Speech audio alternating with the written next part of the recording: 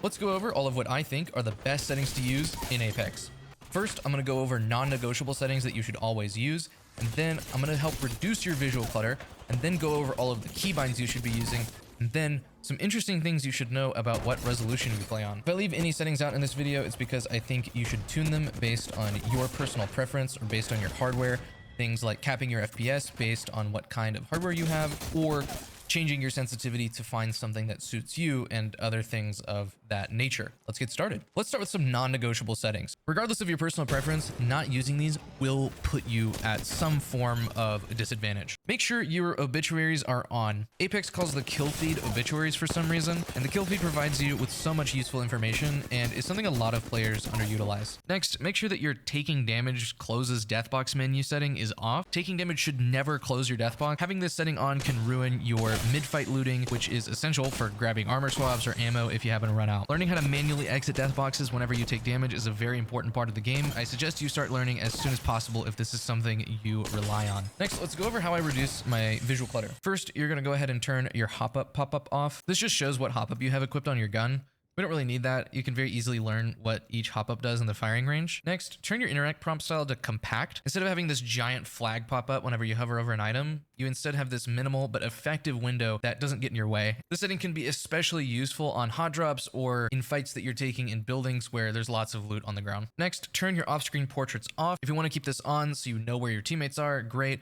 But I personally prefer the idea of taking advantage of my minimap, or by simply looking around when I'm healing or reloading to see where they are. Next, make sure that your ping opacity is set to compact instead of normal. This just makes pings a little bit less annoying. Bonus tip, if you ever want to remove a ping that is getting in your way, such as a ping left over from when you marked where you were going to drop, just press your map key and then right click. This will remove that ping as long as it's not a special ping from the ping wheel or an enemy ping. Next, you're going to go to your launch options and put this command in. CL locale is softened 1. This replaces some of the blood splatter that you see whenever you damage an enemy on flesh with a much less cluttered red flash, and this can help reduce the bottleneck of visual clutter in fights whenever you are aiming, and it personally helped me a lot. I did an entire video on this setting. If you want to check it out, it'll be in the top right of your screen. Next, you're going to go to your file explorer, you're going to go to your C drive, and then you're going to go to users, your user profile, save games, respawn, Apex, and then profile.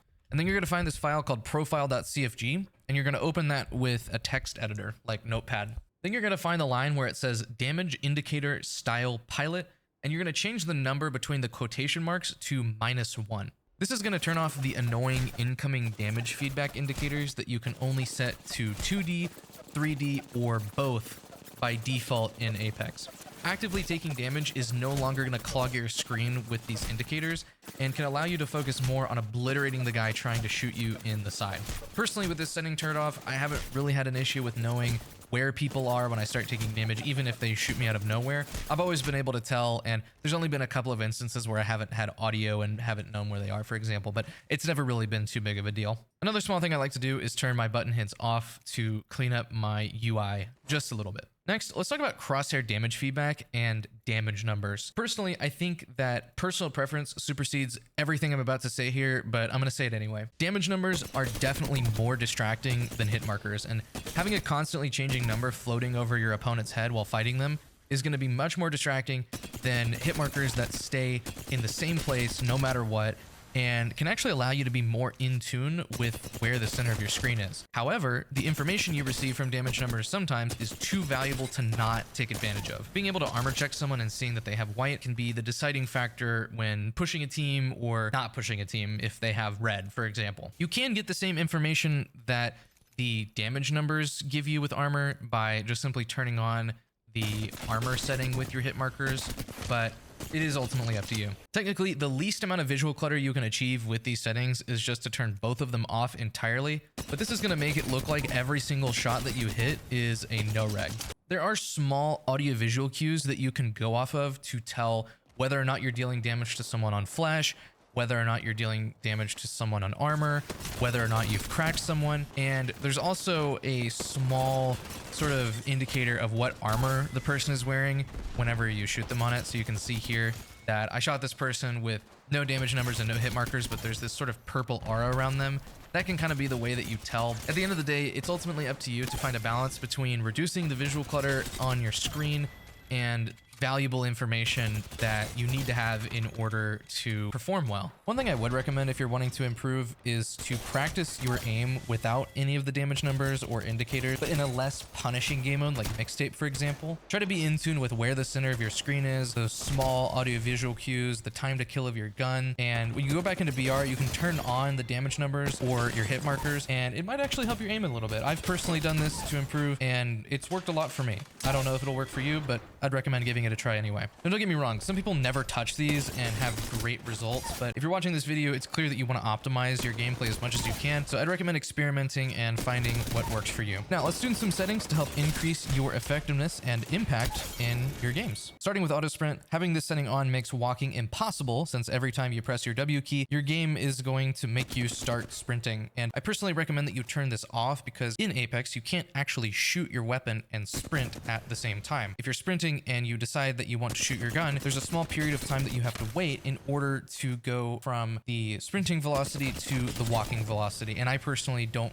like that at all. When I peek corners or enter doorways or am clearing a building, I want to make sure that I'm walking so that I can immediately shoot if I need to. Now, the window of time between going from the sprinting velocity to the walking velocity isn't too long, and it very clearly isn't long enough to bother all of the controller players that I fight that love to sprint with their guns out, but at the end of the day, it doesn't hurt to min-max things. This one's going to be for all of the Valk mains out there, at least what's left of them after evac towers were added to the game. Make sure that your jetpack control is turned to hold instead of toggle. This is just going to allow you to save fuel, be a lot more efficient, and a lot more fluid in your jetpack movement. This next setting is kind of optional, but it can help you pretty significantly if you leverage it correctly, and that is to turn your streamer mode to all. What this is going to do is it's going to replace every player name in the kill feed with the legend that they're playing and a few numbers after it. And you can use this to have a good idea of who is low after a third party. Let's say that you saw a Pathfinder get knocked in the kill feed, for example, in a fight that you hear happening right in front of you. But the Pathfinder's team wins and reses him. You know that because he just went down in the kill feed that he's probably going to be low HP even if you got an armor swap, and you can kind of single him out as a result of that. Again, it's not the biggest or the most impactful thing, but it can definitely help. Now, under normal circumstances, I would say that your reticle is based on personal preference, but hear me out. White reticle, 255, 255, 255 gives you an aim buff. I don't know what it is. I don't know why, but every single time that I switch off of it and I come back to it, I absolutely decimate people. I have no clue what it is. It might be entirely placebo, but please let me know if you experience an aim buff with the white reticle. It's crazy. Next, if you want a little bit less audio clutter, you can turn off your dialogue. The only important or useful thing that you're going to be missing out on is going to be the third-party voice lines. But to be quite honest with you, if I am playing with a Bangalore, a Conduit, a Vantage, a Valkyrie, or sometimes just half of the Apex cast, I will happily suck it up and deal with not knowing whether or not the guy shooting me in the back is from another team or not, just because some of these characters' voice lines can get really annoying really quickly. Next, let's go over some video settings, starting with FOV. I feel like a lot of people don't really seem to understand how your field of view works, and if this is an incorrect way of describing this, feel free to correct me in the comments, but this is kind of how I understand things. The lower your field of view, the higher your sensitivity will feel, because in being so zoomed in, there is more perceived motion on your screen. So if you're playing a lower field of view, like 90, for example, your sensitivity is going to feel higher than it would if you were playing something like 110, for example. Now, this doesn't objectively change your sensitivity. It doesn't actually make your sensitivity higher or lower in an objective sense. It just makes it feel different. And then on the flip side, the higher your field of view, the lower your sensitivity is going to feel, because you are more zoomed out. And in being more zoomed out, there is less perceived movement on your screen, which again makes your sensitivity feel lower. It's like if you were to put on a pair of binoculars and then look into the distance and then pan your vision a certain amount of degrees, or just kind of look from left to right. If you're zoomed in, it's going to look like you're looking left to right much faster than if you were to flip the binoculars around and do the same thing. Kind of the best explanation that I have, but again, feel free to correct me in the comments, or feel free to explain this in a way that makes a little bit more sense if that didn't make any. Now, as for what FOV you should actually use, Personally, I would recommend that you go as high as you can every single time. We're playing a battle royale and information is everything. And there might be some really important things that happen on your screen that may not happen on the center of your screen, such as an enemy peeking you from around a corner on the other side of the building that you're playing and things like that. Now, with that being said, playing on a lower FOV does have its advantages. It's not all bad. In being more zoomed in, you have the opportunity to read, recognize, and react to a target's change in direction within a specific movement pattern, such as an AD strafe, which can allow you to react to that more quickly just because, again, you're more zoomed in. Also, a lot of people who tell you to aim train will tell you to aim train on 103 FOV Overwatch, and as far as I'm aware, 103 FOV in Overwatch is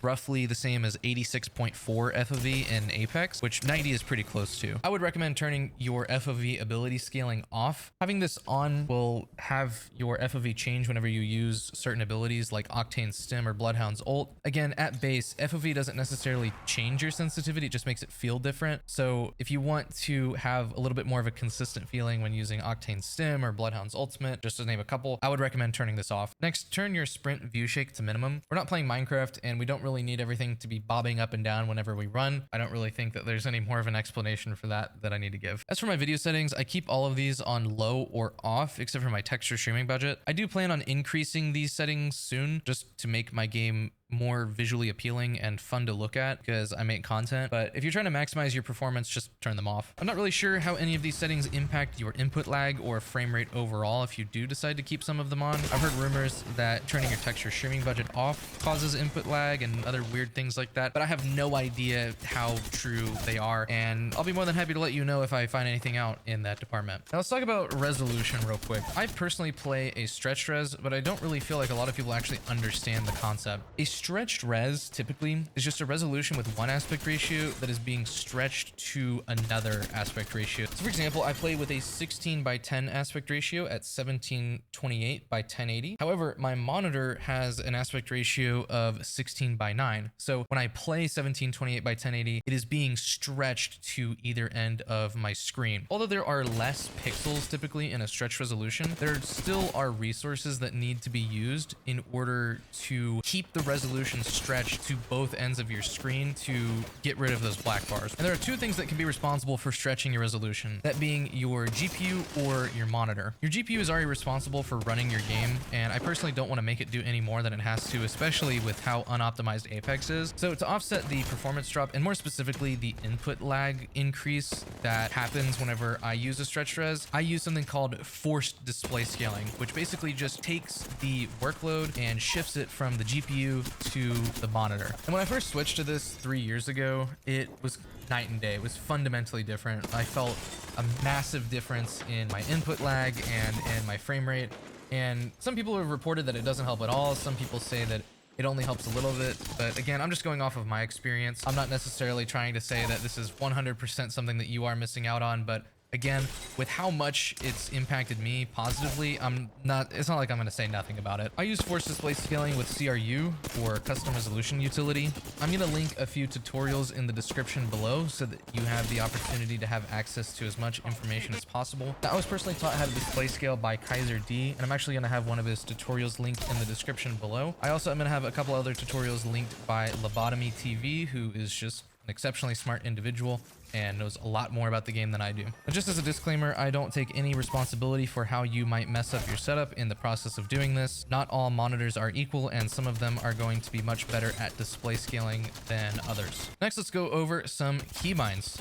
Outside of the binds I'm about to show you, I would recommend tuning everything to personal preference. First, your scroll up and down binds need to be on your secondary forward bind and secondary jump bind. Which scroll bind you put on what doesn't really matter. Just make sure that you have them, because these things allow you to tap strafe, they allow you to mantle jump, they allow you to lurch. There's just a lot of movement things that these binds allow you to do, and you're kind of throwing if you don't have them. Now, if you still use your scroll wheel to swap your weapons and you want to make room for the movement binds, I used to recommend switching to C and V to swap your weapons and pressing those keys with your thumb. And this is what I did around 4 years ago when I wanted to make room for my tap strafing bind. But looking back, I think that it was a terrible idea. The reason why I think this is bad bad now is because I can't use space and C to super glide, which is just objectively better since you're localizing that action to one finger instead of having it spread out between two. Because I've used C and V to switch my guns for so long, and I haven't found any other keybinds that have felt as good or that I could get used to very quickly with regards to weapon swapping, I'm still kind of willingly stuck on space and control to super glide for the time being, which has caused me to not be as consistent with it as I want to. Don't get me wrong, I have tried experimenting with other binds on the Z row, but all of them just kind of feel bad. I do play with my keyboard at around a 75-degree angle, so I could maybe get away with using space and B to super glide, but I haven't really tried that yet, and I don't really know. For now, I just recommend using your number keys like 1 and 2, or maybe the buttons on the side of your mouse to swap weapons instead of robbing yourself of the opportunity to have a much easier way to hit super glides more consistently. I know that I recommended these binds in my last settings video, and I do apologize for that. I did not realize how much I would be throwing by doing this. Another thing I would recommend is to not be like me and to start using individual heal binds, especially for things like shield cells and batteries. From what I know, they're slightly faster than using the heal wheel, and every millisecond you can shave off of your time to heal can make a difference whether you know it or not. Now, to finish this video up, I'm gonna rapid fire the rest of my settings. If you want to know what's in my video config,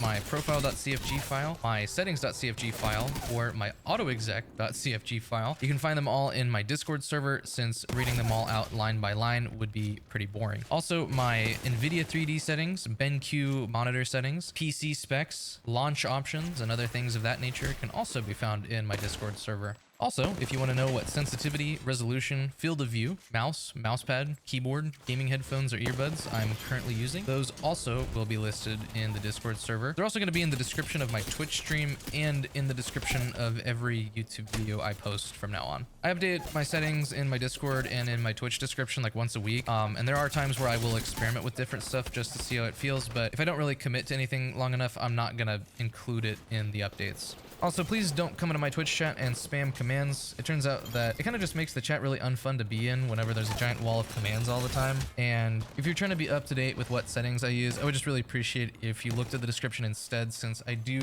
regularly update that, just so that my Twitch chat can be a lot more enjoyable to be in. I've had a lot of people kind of just not come around because of all the commands and stuff. If you do go out of your way to read the descriptions to be up to date with stuff, I do really appreciate it. I just want to make sure that my chat is a more fun place to hang out instead of just being a search engine for commands all the time. If you have any questions about any of the settings I went over in this video, or if I left something out that you don't really think is something that should just be subject to personal preference, feel free to let me know in the comments, and I will be more than happy to get to you. If you enjoyed this video, found it helpful, be sure to subscribe. Thank you so much for watching.